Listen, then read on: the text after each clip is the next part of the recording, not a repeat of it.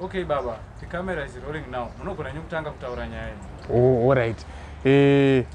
No fara ere muri Zimbabwe. Zita rangu ndinetwa Vatsunga Bhatanati.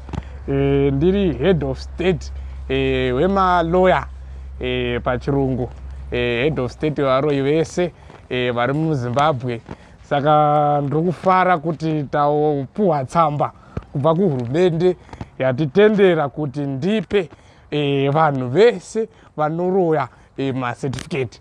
Ndo project yatauya nayo nhasi yekukuudzai kuti varoi vese vari muZimbabwe tapuwa uyu mukana wekuti basa rako iri rekuroya hausasaroyere mahara. Hatichadi takufanira kumira zvekuroyera vanhu mahara.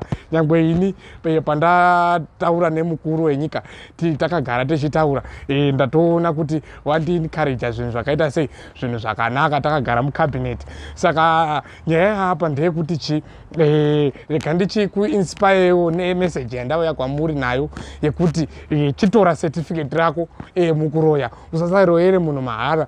Iwe unouya kumaofisi edu arimo muna Robert Mugabe number 273 undenga mu3rd floor pa Copacabana ukapinda mutaundi unopawana. Saka unouya mumaofisi medu woona ini Vatsunga ndinenge ndiri head wenyu, unouya kuno ndokusaina ndokupa certificate rekuroya.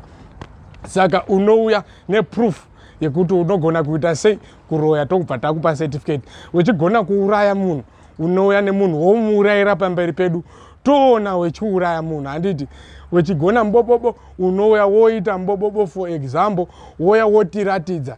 Uchigona kuti munda pako mukahiwa unozvimbisa vanhu matumbu unouya toona zvidumbu rechizvimba. Handiti hatisi kuda vanhu vari kuroyerwa mahara, usasaroyere mahara.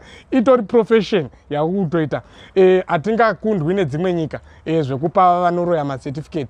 Saka toda kukupai mese varoya vari muZimbabwe kuti ndiri kuti huyai kugroup redu togadzira group, totogadzira movement. Kuroya kwedu kotanga kuti bhadhara. Handiti maC10 nemaCID nemaCIA kana vatadza basa rekubata mbavha tinouya tovatsvagira mbavha isusu totohora nekuroya kwatinoita. Handiti saka umbavha tetakutohumisa muZimbabwe, chihure tetakutochimisa muZimbabwe because vanhu vanonyanya kuhura mumanheruka.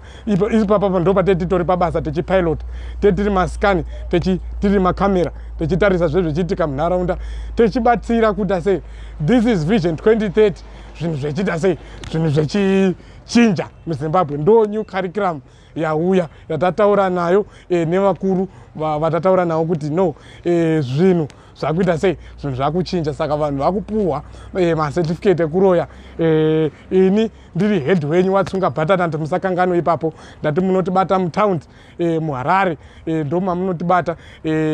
Tichafamba maprovince akasiyana siyana tichiunza message yekuti muroyi wese akupuhwa certificate. Muchirungu unenge wakunzi elawyer, hauchanzi muroyi, takuchinja wakunzi elawyer. Seni ndauya nemessage ndoti weTV maita basa. Thank you very much. Yeah.